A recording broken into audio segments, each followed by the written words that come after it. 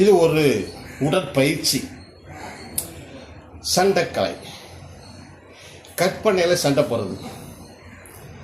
இப்போ நான் செஞ்ச பாடத்தில் பார்த்தீங்கன்னா 42 அசைவுகள் இருக்கு, 118 ஃபீல் இருக்கு. ஃபீல், அந்த ஃபீல் தான் முக்கியம். 42 அசைவுகள், 118 ஃபீலு வச்சு ஒவ்வொரு மூமெண்ட்டுக்கு உண்டான அர்த்தத்தோடு, எது பிளாக்கு, எது அட்டாக்கு, என்ன செய்கிறோம், எதிரி என்ன பண்ணுறான், கிக் அடிக்கிறான், பிளாக் பண்ணிட்டோம், பஞ்ச் அடிக்கிறான், பிளாக் பண்ணிட்டோம், இன்னொரு பஞ்ச் அடிக்கிறான், பிளாக் பண்ணி பிரேக் பண்ணிட்டோம், அப்புறம் கிக் பண்ணுறான். இப்படி அர்த்தத்தோடு உணர்ந்து செய்கிறவங்க இந்தியாவில் இல்லை. ஏன் இல்லைன்னா, இதெல்லாம் தெரியாதவன் தான் இந்த இந்தியன் கராட்டே அசோசியேஷன் வச்சுட்டு, இந்தியன் கராட்டே அசோசியேஷன் வச்சுட்டு நான் பிரசிடெண்ட்டு, நான் தான் டெக்னிக்கல் டைரக்டர், நான் தான் செக்ரட்டரி. அப்புறம் அவங்களுக்குள்ள இந்த கும்பல், தெரியாத கும்பல்கிட்ட மாட்டிட்டு மக்கள் முழிக்கிறாங்க. அவங்களையும் கவர்மெண்ட்டை ஒன்றும் சரியாக அஃபிலியேஷன் பண்ணலை, ஆனால் பண்ணிட்டதா சொல்லி கவர்மெண்ட்டை ஏமாற்றிட்டு இருக்கிறாங்க, மக்களையும் ஏமாற்றிட்டு இருக்கிறாங்க. மக்களை நீங்கள் தான் உஷாராக இருக்கணும். யாருக்கு கராத்தே நல்லா தெரியுமோ அவங்கக்கிட்ட போய் சேருங்க. தெரியாத ஆள்கிட்ட சேர்ந்து உங்கள் ஃப்யூச்சரை, பணத்தை, எதிர்காலத்தை பால் பண்ணாதீங்க. நான் சொல்லிட்டேன், இந்த கூட்டம்லாம் தெரியாத கூட்டம்.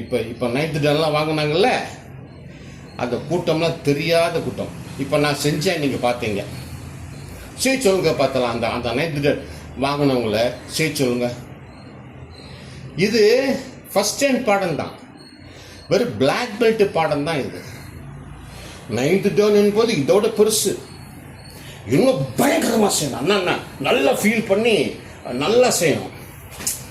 அந்த இதில் அந்த கை போடுறது, அந்த பஞ்சு, அந்த பிளாக்கு, அந்த பஞ்சு, அந்த பிளாக்கெல்லாம் ரொம்ப பயங்கரமாக செய்யணும்.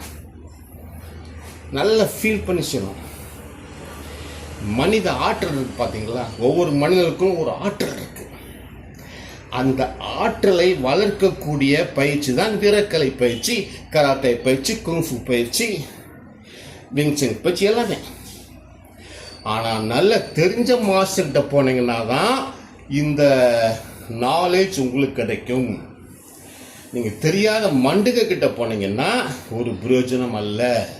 காலங்கள் போகும், பண லட்சக்கணக்கில் செலவாகும், பையனோட எதிர்காலம் வீணடிக்கப்படும்.